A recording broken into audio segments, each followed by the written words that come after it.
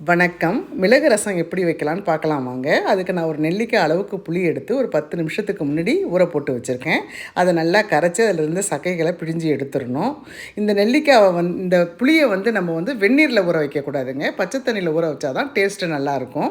அதுக்கப்புறம் ஒரு தக்காளி பழம் எடுத்திருக்கேன். அந்த ஒரு தக்காளி பழத்துக்கு மேலே இருக்க அந்த கொட்டைகளெல்லாம் எடுத்துட்டு அந்த தக்காளியை அதோடு சேர்த்து நல்லா மேஷ் பண்ணிக்கணும். கையாலேயே செய்துக்கணும். நல்லா மிக்ஸி ஜாரில் போட்டு அடிக்காதீங்க.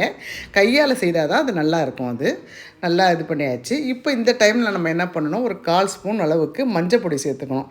அப்போ தான் ஒரு அழகான கலர் கொடுக்கும். இதுக்கப்புறம் நம்ம அங்கே கறிவேப்பிலை, கொத்தமல்லி நான் கட் பண்ணி வச்சுருக்கேன், அதையும் சேர்த்துக்கிட்டு இதுக்கு தேவையான அந்த ரசத்துக்கு தேவையான 2 பல்லு பூண்டை எடுத்து நான் இடி உரலில் இடித்து சேர்க்குறேங்க. இதை மிக்ஸி ஜாரில் போடக்கூடாது. மிக்ஸி ஜாரில் போட்டிங்கன்னா அது நல்லா இருக்காது. அதனால் இது இடி உரலில் போட்டு இந்த 2 பூண்டை நசுக்கி மறுபடியும் அதை இதோடு சேர்த்துக்கணும். நம்ம சேர்த்து மறுபடியும் நம்ம கையை வச்சு கலந்து கொடுத்துக்கணும். அப்போ நம்ம கைமணம் தாங்க அந்த ரசத்துக்கே ஒரு நல்ல ஒரு அருமையான சுவையை கொடுக்கும். நல்லா கலந்து விட்டுட்டு இப்போ இதுக்கு தேவையான மிளகு ஜீரகத்தை நம்ம எடுக்கணுங்க. 2 ஸ்பூன் மிளகு எடுத்துக்கலாம். 3 ஸ்பூன் ஜீரகம் எடுத்துக்கலாங்க.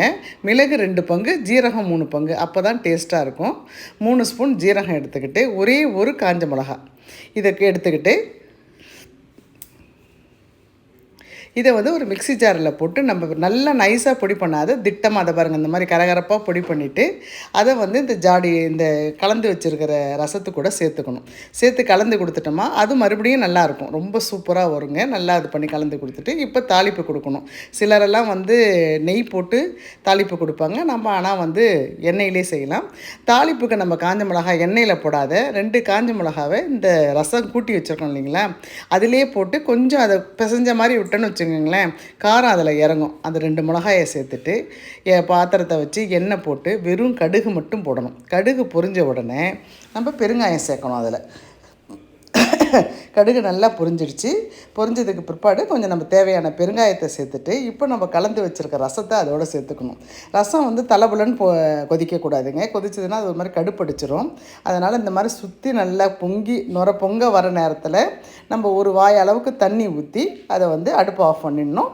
இப்போ உடனே இந்த ரசத்தை என்ன பண்ணணும், வேறு பாத்திரத்தில் மாற்றிடணும். உடனே இந்த ரசத்தை அதே பாத்திரத்தில் வைக்காத, உடனே வேறு பாத்திரத்தில் ஊற்றி மூடி வச்சிடணுங்க. இது இவ்வளோதான் மிளகு ரசம். இது ஒரு மூடியை போட்டு உடனே மூடிடணும், இல்லைனா வாசனை போயிடும். உடனே மூடிடணும். ரொம்ப அருமையாக ரொம்ப நல்லா இருக்குங்க. இதுதான் மிளகு ரசம். இந்த ரசத்தை நம்ம சூடாக இட்லி எடுத்து அதில் போட்டு சாப்பிட்டோமா செம்ம ஜோராக இருக்கும். அதுவும் அடி ரசத்தை பிழிஞ்சு சாப்பிட்டா ரொம்ப நல்லாயிருக்கும். எங்கள் வீட்டில் எல்லாருக்கும் பிடிக்கும். உங்களுக்கெல்லாம் பிடிக்குதான்றதை சொல்லுங்கள். நன்றி, வணக்கம்.